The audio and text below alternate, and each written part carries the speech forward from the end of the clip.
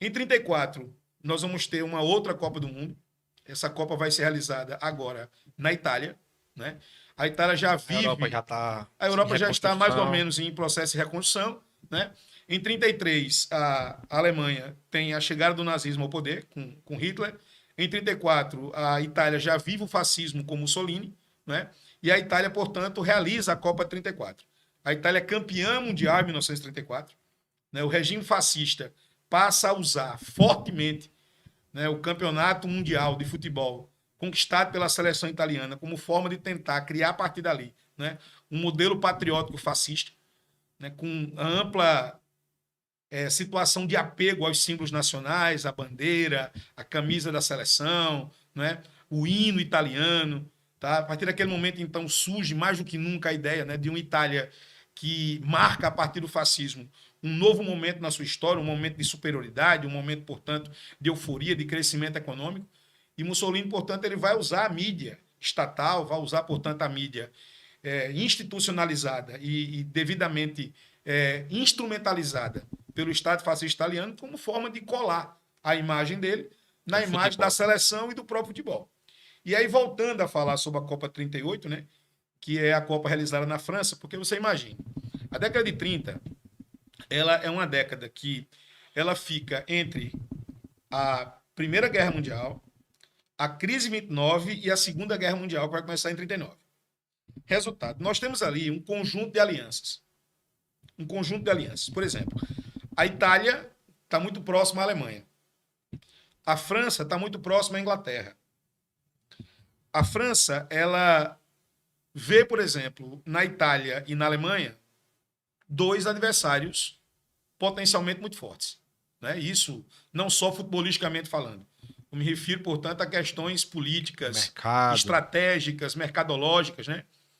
E o fato da Itália ter sediado a Copa 34, ter vencido a Copa 34, vai fazer com que a França use o seu poder político, use, portanto, o seu poder de barganha para pressionar a FIFA e sediar a Copa 38. Porque era como se a França tomasse, portanto, da Itália, ou mesmo da própria Alemanha, a possibilidade de realizar uma Copa em sequência. Por quê? Porque em 36 nós tivemos os Jogos Olímpicos em Berlim, na Alemanha. Esses Jogos Olímpicos foram usados pelos nazistas como forma, então, de divulgação do regime, como forma de divulgação do Estado nazista alemão. O que a Itália fez lá com futebol, a Alemanha vai fazer agora. Agora com os Jogos Olímpicos.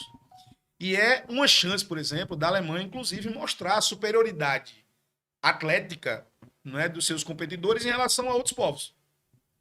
O Estádio Olímpico de Berlim, construído para ser o maior estádio do mundo, com a fachada toda em mármore branco, para ser vista a quilômetros de distância, era realmente um marco da engenharia nazista e do poder organizacional do Estado nazista alemão naquele momento.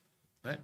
Os nazistas eles só não contavam com um norte-americano, um atleta chamado Jesse Owens, negro, né, que vai dominar as provas de atletismo, vai vencer boa parte dessas provas com Hitler presente no Estado Olímpico. E aí ele considera aquilo uma humilhação tão forte de ver a Alemanha derrotada, de ver os seus atletas derrotados em Berlim por um atleta negro, de tal forma que em seguida esses atletas vão ser fuzilados. Né? Porque na concepção de sociedade nazista, na visão eugenista nazista, se aquele atleta alemão não consegue vencer um atleta negro, ele não serve para fazer parte daquele modelo de sociedade. Né? Então a Alemanha vai usar os Jogos Olímpicos como forma, portanto, de propor para o mundo o seu modelo, a sua visão de política, de sociedade, de poder de Estado. Havia também por parte da Alemanha um interesse em sediar a Copa do Mundo em 38. Por quê? Porque a Alemanha não engolia o fato, por exemplo, de ter tido um atleta negro sendo não apenas protagonista, mas representando naquele momento, simbolicamente, uma quebra do ideal de política, de sociedade, de ser humano. De ser humano, né, propriamente dito, dentro da concepção alemã. E aí viam, por exemplo, na possibilidade de sediar uma Copa do Mundo, de ver o futebol, né, como um esporte agregador de multidões também, a chance de tentar mudar um pouco o rumo daquela história. Né? A França usa o poder político que tem, usa o poder econômico que tem e vai sediar a Copa. Essa Copa 38 vai durar apenas 15 dias. porque o mundo caminha de fato para a Segunda Guerra Mundial. O Brasil participa dessa Copa 38 com uma seleção que tem aquele que possivelmente vai ser o nosso primeiro popstar do futebol, né? Um jogador chamado Leônidas da Silva, também chamado de Diamante Negro, né? Vargas ele vai colar a imagem política do governo na imagem importante de Leônidas. E o Brasil não vai tão bem na Copa 38, né? Mas, mais do que nunca, está claro para Vargas como o futebol e como o rádio são capazes realmente de mover multidões e mover muitas emoções. E juntar muita gente. Juntar muitas pessoas. Porque naquele momento o rádio é a principal forma, né, de propagação, de divulgação de ideias, de informações. E Vargas ele vai criar uma equipe de mídia, uma equipe de marketing. E ele próprio supervisiona tudo isso, né, de maneira muito próxima. E Vargas ele é indiscutivelmente um fã da propaganda nazista.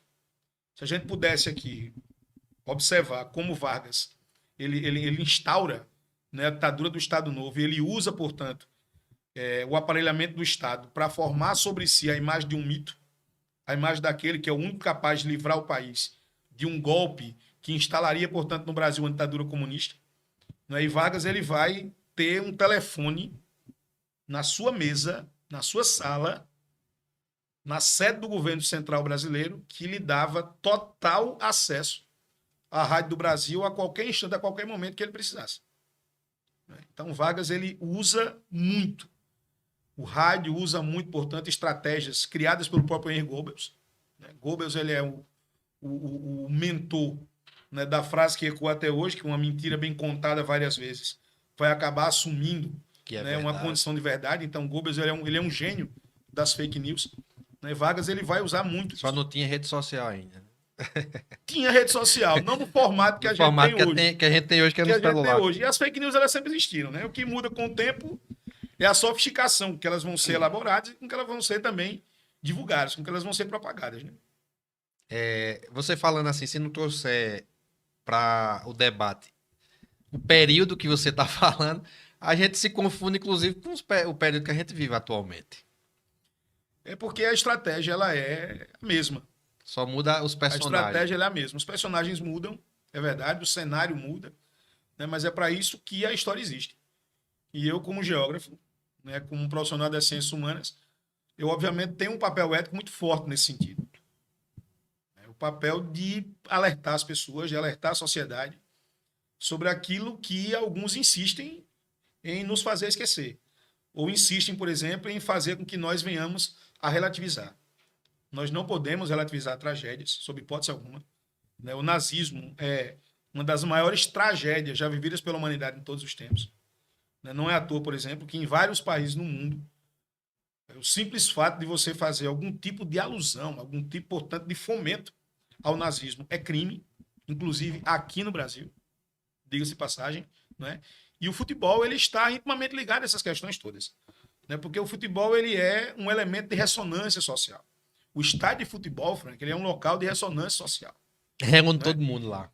E aí, se a sociedade ela for violenta, no estádio de futebol nós vamos ter violência. Seria uma amostra da sociedade. Seria. Se a sociedade ela for racista, o racismo vai se manifestar no estádio de futebol. E daí por diante. Né? Todas as mazelas, todas as grandes questões econômicas e sociais, elas se manifestam em espaços de convivência entre as pessoas. E o estádio de futebol não é diferente.